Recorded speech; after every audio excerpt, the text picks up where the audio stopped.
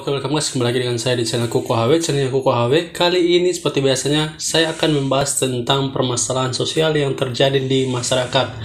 Untuk konten kali ini, kita akan membahas tentang berita yang viral kemarin, baru kemarin, yaitu ada Pak Satpol PP yang meninggal diakibatkan oleh debt collector, teman-teman. Jadi kita akan membahas tentang leasing, finance, dan debt collector kali ini. Kali ini sangat penting sekali. Jangan sampai nanti kedepannya terjadi kejadian yang seperti dialami oleh Pak Pol PP kemarin. Sebelum kita lanjut membahas mengenai Bapak Pol PP, ini saya memberikan pengertian sedikit ke teman-teman mengenai leasing. Jadi leasing itu adalah suatu kegiatan pembiayaan berupa modal, barang, dan aset bagi perusahaan atau perorangan yang menjalankan usaha. Biasanya debitur akan mengembalikan pinjaman melalui proses angsuran. Alasan singkatnya seperti ini: jika kita ingin memiliki kendaraan, jika motor atau mobil, namun uang kita belum rampung, itu nanti kita akan meminjam uang ke pihak leasing. Mereka lah nanti akan membeli motor itu dari dealer atas nama kita, yang nantinya untuk pelunasan kita sendiri akan mengangsur ke pihak leasing. Nah, ini dari segi finance sangat membantu sekali untuk pihak debitur, karena mereka bisa memiliki kendaraan tanpa harus menunggu uangnya rampung.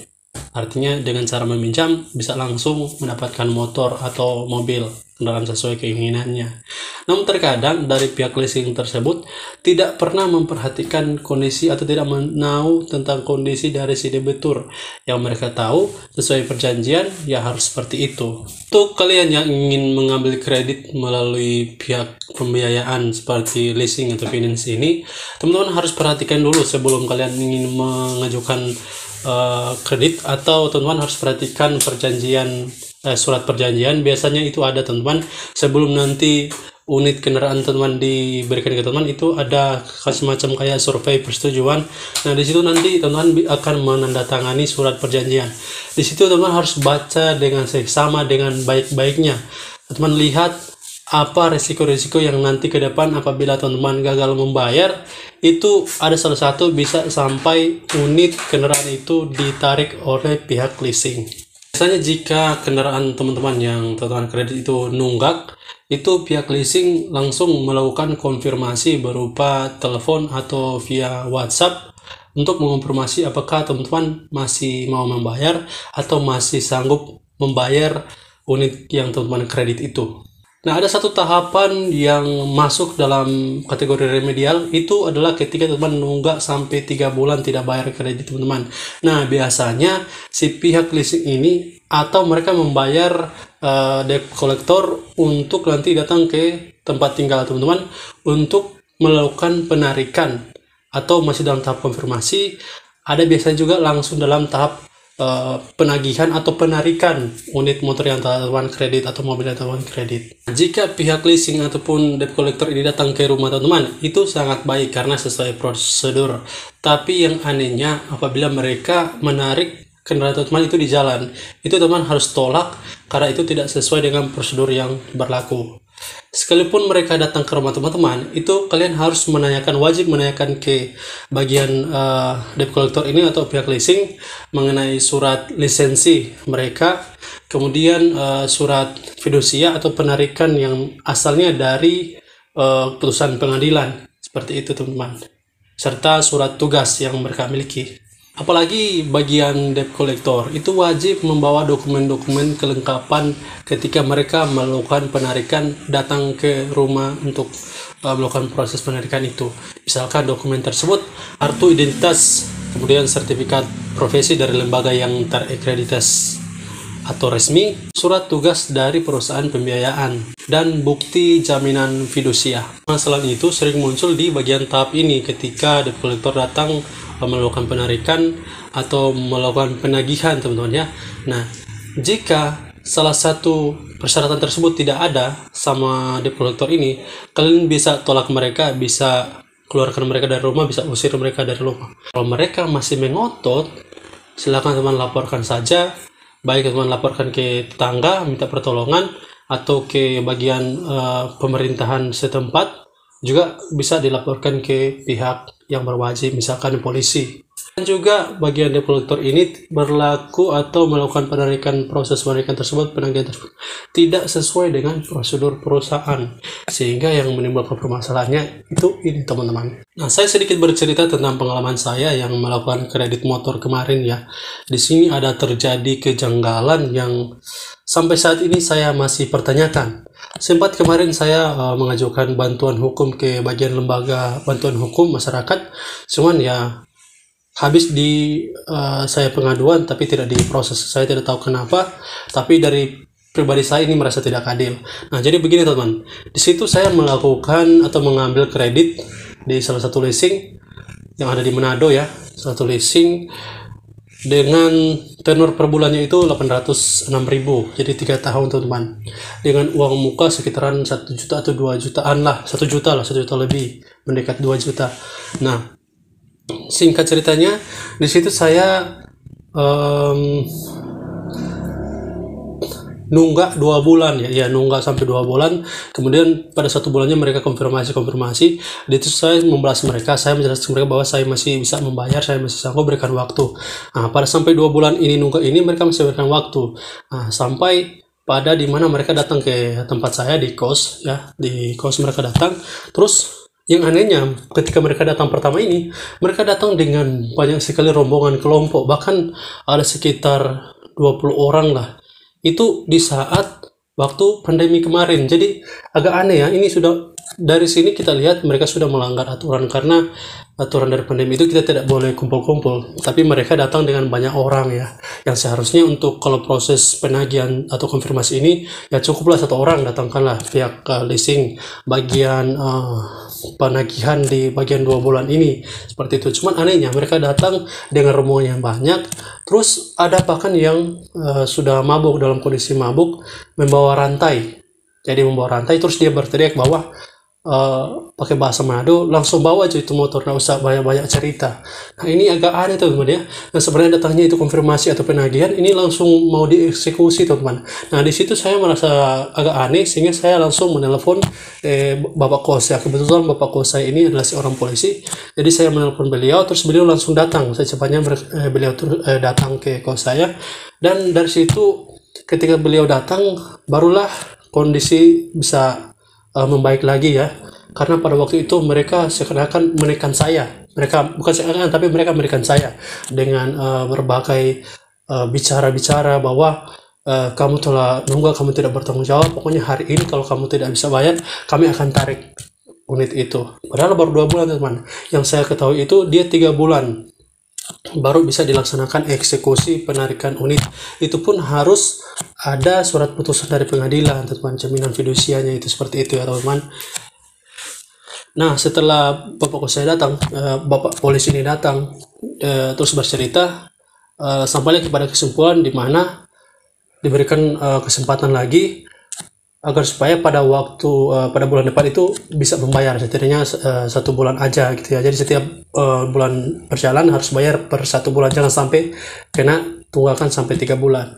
Nah, saya bayar sampai 2 bulan ke depan, cuman ada permasalahan di mana sampai memang secara ya mau tidak mau saya sampai ke 3 bulan, karena memang pada waktu itu masanya masa mendesak, terus pekerjaan susah. Waktu itu pandemi, jadi keuangan sulit. Saya sempat meminjam ke teman, tidak ada, meminjam ke keluarga, tidak ada. Sampai pokoknya waktu itu seakan-akan mental saya itu kacau lah dengan permasalahan ini. Yang dimana juga di setiap minggunya itu debt collector atau pihak leasing itu selalu datang ke rumah. Bahkan cara mereka datang itu sudah tidak menghargai lagi kami sebagai penghuni kos yang ada di sini. Mereka datang langsung ketuk pintu, langsung ayo ke depan kita bicara, seperti itu. Nah teman-teman, mereka mengajak saya untuk ke kantor agar supaya nanti akan membicarakan di sana. Cuman saya curiga kalau misalkan kita ke kantor ya otomatis nanti semaunya mereka ya membuat diri kita ya semaunya mereka di sana, karena itu adalah tempat mereka, jadi kita tidak bisa berbuat apa-apa.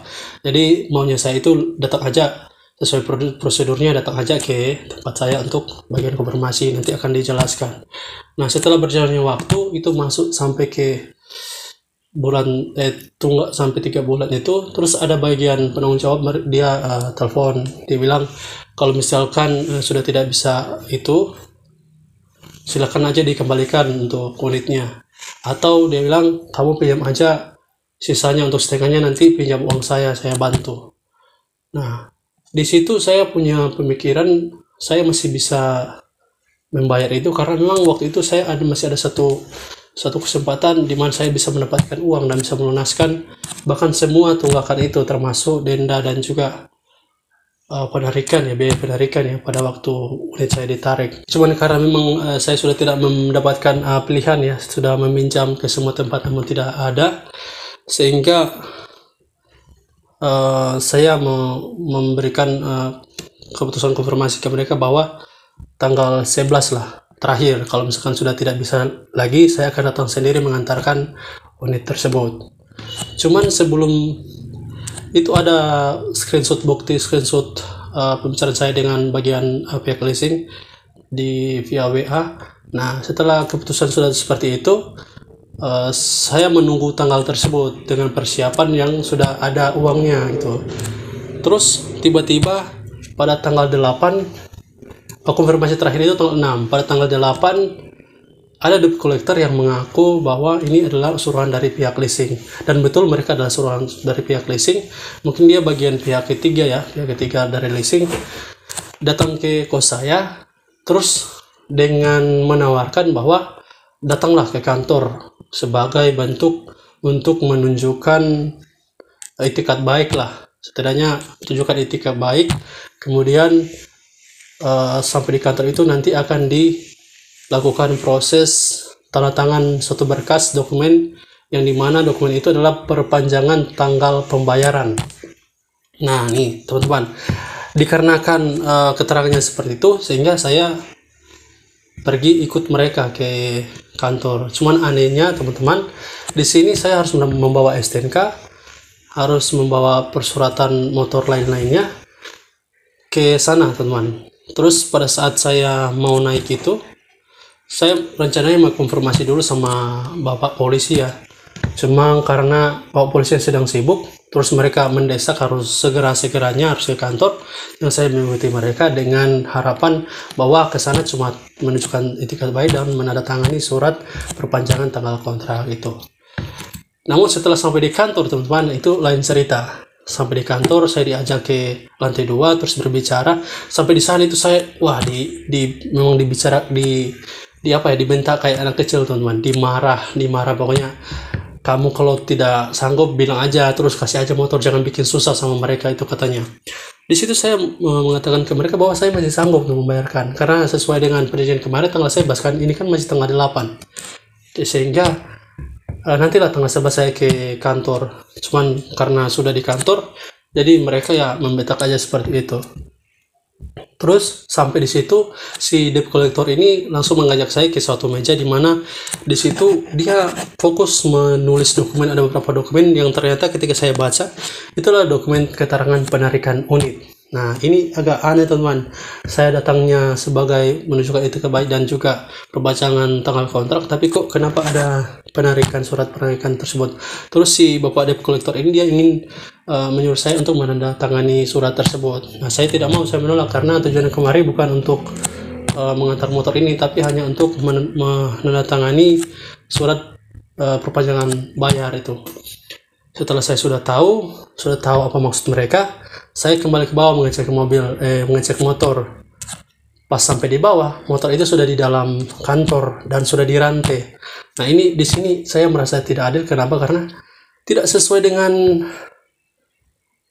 iming-iming yang sudah diberikan tadi. Itu teman, merasa ditipu ya. Seperti itu, merasa ditipu. Setelah saya konfirmasi ke bagian penanggung jawab, terus dia mengatakan bahwa saya tidak tahu prosedur mereka itu seperti apa. Yang saya tahu, saya menyuruh mereka untuk mengambil unit ini. Saya tidak tahu mereka mengambil unit ini seperti apa. Mereka tidak mau tanggung jawab. Setelah itu teman, ya saya langsung pulang aja. Di tempat parkiran ya saya bingung kan mau ke kos itu dengan apa, karena kan saya waktu itu tidak bawa uang ya. Tiba-tiba si debt collector itu turun terus memberikan uang ke saya. Dia mengatakan bahwa ini adalah uang jalan kamu untuk pulang. Itu ada sekitar belasan ribuan lah. Wah, bagi saya ini adalah suatu penghinaan sih teman-teman. Nah selesai dari situ saya menelpon teman saya. terus pulang untuk membantu saya mengantarkan saya pulang. Setelah saya sampai di kos, di situ saya langsung mengambil satu tindakan, saya menjual channel YouTube saya dengan harga 8 juta, dan itu laku teman, 8 juta. Waktu itu tunggakan saya sekitar 4 juta 5 juta lah teman-teman. Nah, dengan menjual YouTube itu saya berharap bahwa bisa melunasi motor ini dan motor bisa kembali. Setelah sudah dijual, uangnya sudah ditransfer, saya langsung datang ke kantor leasing ini. Di sana paginya saya langsung konfirmasi bahwa saya ingin melunasi tunggakan saya dengan harapan motornya bisa kembali. Saya nunggu sampai 1 jam, terus si pegawainya itu nyuruh saya untuk naik ke atas untuk bertemu sama penanggung jawab itu. Setelah sampai di atas teman-teman, saya dibentak lagi seperti yang kemarin, dibentak lagi. Kamu jangan mentang-mentang kamu sarjana, jangan mentang-mentang kamu banyak uang, terus kamu terserah kamu.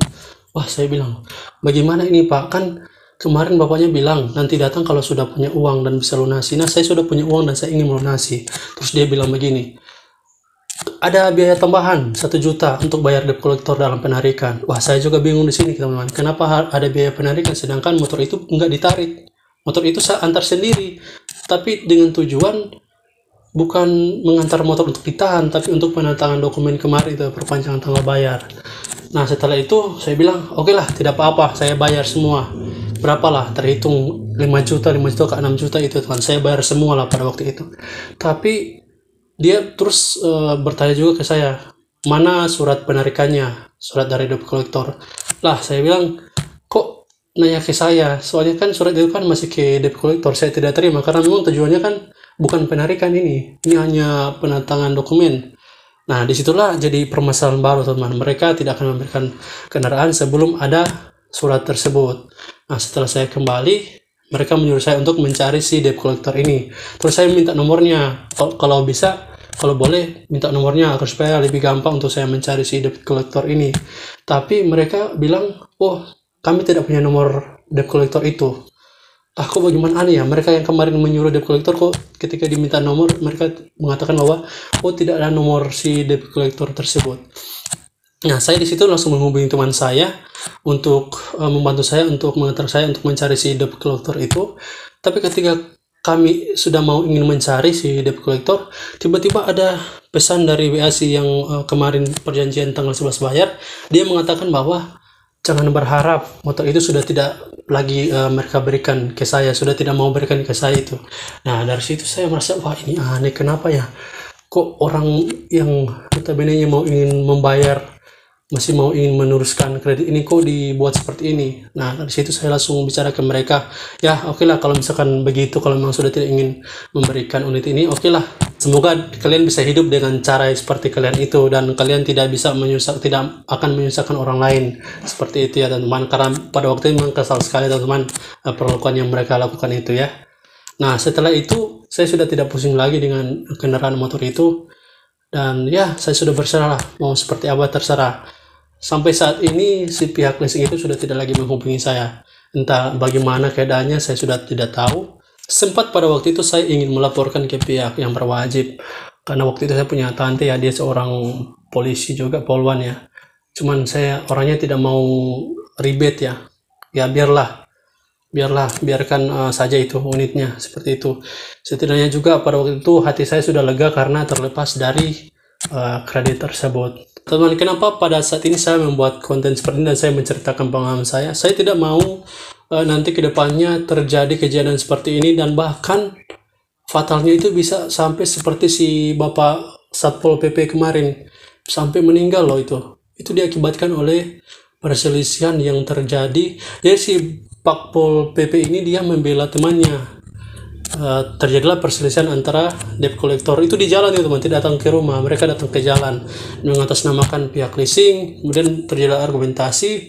Nah, kemudian si Pak Pol PP ini dia pingsan, mungkin karena menurut Tribun Manado itu diakibatkan karena si Pol PP ini dia kena stroke atau serangan darah tinggi teman-teman, seperti itu. Dan setelah mereka pergi ke rumah sakit ya sudah tidak tertolongkan teman-teman. Nah, itu saya tidak mau nanti kedepannya terjadi hal yang sama seperti ini teman-teman.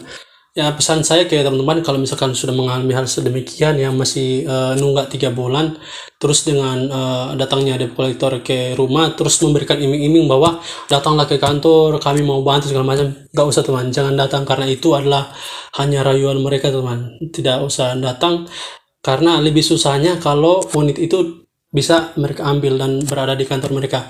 Nanti semuanya mereka bisa membuat teman-teman, ya banyak permintaan lah yang harus teman-teman penuhi, karena ya mau tidak mau unitnya kan sudah ke mereka, jadi ya kita sudah tidak bisa lagi melakukan tawar menawar. Nah, kalau misalkan si debt collector ini ngotot mau ngambil barang itu ya, mau ngambil barang kendaraan lah, itu teman-teman langsung aja laporkan saja ke pihak yang berwajib. Itu termasuk tindak pidana ya teman, seperti pencurian dan pemaksaan, juga perampasan teman-teman ya. Silahkan laporkan aja, apalagi yang di jalan ini, hati-hati kalau mereka ambil di jalan, sudah langsung laporkan saja, atau panggil teman kalian yang di jalan itu, terus bikin mereka sampai memang tidak bisa mengambilkan barang tersebut. Nah teman-teman, jika kejadiannya sudah seperti si Bapak Satpol PP ini, ya mau siapa yang bertanggung jawab, mau salahkan siapa teman-teman? Mau bilang si debitur benar, debitur juga nunggak. Mau bilang debt kolektornya benar, cara mereka untuk menagih itu sudah tidak sesuai prosedur, tidak manusiawi lah teman-teman. Segala cara mereka lakukan agar supaya unit itu bisa masuk, bisa ditarik dan bisa dibawa ke kantor. Nah, pesan saya ke bagian debitur, kalau misalkan memang teman-teman sudah tidak sanggup untuk membayar unit motor kalian, silakan kalian antar saja ke kantor ya. Karena ya mau gimana lagi kalau misalkan teman-teman sudah tidak mampu. Cuman kalau misalkan teman-teman masih mampu, ya jangan sampai teman antar unit itu ke kantor, nanti ya lebih dipersulit lagi teman. Jadi seperti saya, motornya sudah tidak diambil begitu, segala sesuatu sudah hilang, motor juga sudah tidak diambil. Nah, pesan saya untuk para debt collector nih, teman-teman harus bertindaklah manusiawi, harus bertindak sesuai prosedur yang berlaku. Ingat, negara ini negara hukum, punya aturan dan punya prosedur masing-masing. Jika sudah seperti itu, ya otomatis nanti kesalahannya akan dilimpahkan ke bagian debt collector. Ya walaupun perusahaan yang menyuruh atau menugaskan kalian, tapi mereka nantinya akan tutup mata dan akan membersihkan nama teman, seakan-akan mereka tidak salah. Padahal ya salahnya kan mereka, karena mereka yang sudah menyuruh debt collector. Ya walaupun mereka tidak suruh gimana prosedurnya apa supaya, tetapi di situ mereka pasti berpesan bahwa bagaimanapun caranya unit itu harus diambil, kemudian ditawarkan dengan bonus-bonus ya. Misalkan kalau seperti saya itu, debt kolektornya itu diberi bonus 1 juta. Iya, kalau bisa mengambil unit itu diberikan bonus 1 juta. Ya, 1 juta itu berapalah, tidak bisa memperkaya kalian.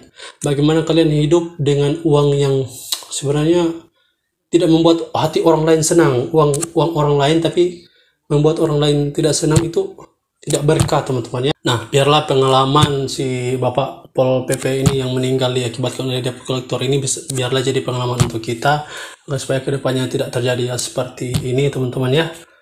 Harus saling menguntungkan, jangan mau menang sendiri di satu pihak, harus kedua belah pihak harus bercerita baik, harus saling, istilahnya orang bilang baku atur lah, baku terbaik, jangan sampai terjadi kesalahan-kesalahan yang tidak diinginkan seperti itu. Ya mungkin di awal perjanjian si debitur ini sudah menandatangani dan sudah setuju dengan persetujuan, tapi kita tidak tahu teman-teman untuk kehidupannya itu seperti apa, apakah dia nanti akan susah ataukah masih tetap sama seperti pertama perjanjian. Itu ada unsur-unsur yang dimana kita tidak tahu teman-teman kedepannya seperti apa. Nah, disitulah kita menggunakan sifat manusiawi kita saling pengertian. Kalau misalkan dia masih tetap ingin membayar, ya oke, berikan kesempatan lah. Setidaknya juga untuk para debitur, kalau misalkan sudah 3 bulan, ya sadarlah teman-teman, jangan sampai mempersulit bagian leasing atau perusahaan ini. Cuman kalau misalkan untuk kejadiannya sudah sesuai prosedur, tidak manusiawi, ya silakan laporkan teman-teman. Nanti saya akan sertakan di deskripsi ya nomor untuk pengaduan, khususnya di bagian bantuan hukum untuk masyarakat di sekitaran Sulut ya, Sulawesi Utara. Ada nomornya, nanti silakan kalau misalkan teman-teman mendapatkan peristiwa seperti yang saya alami, silakan adukan ke mereka. Mereka siap untuk membantu teman. Nah, untuk mengecek video si Bapak Pol PP kemarin itu, silakan ada di Facebook, ada juga keterangannya di Tribun Manado. Silakan teman cek aja di situ. Oke, terima kasih teman sudah mendengarkan ya pengalaman saya dan juga beberapa cerita, semoga bisa berguna ke teman-teman ke depan dan memberikan solusi serta pengalaman yang sangat baik ke teman-teman. Nanti berjumpa di konten selanjutnya. Sekali lagi terima kasih dengan saya di channel Kuku HW, channel Kuku HW. Jangan lupa like, comment, share, dan subscribe. Mantap.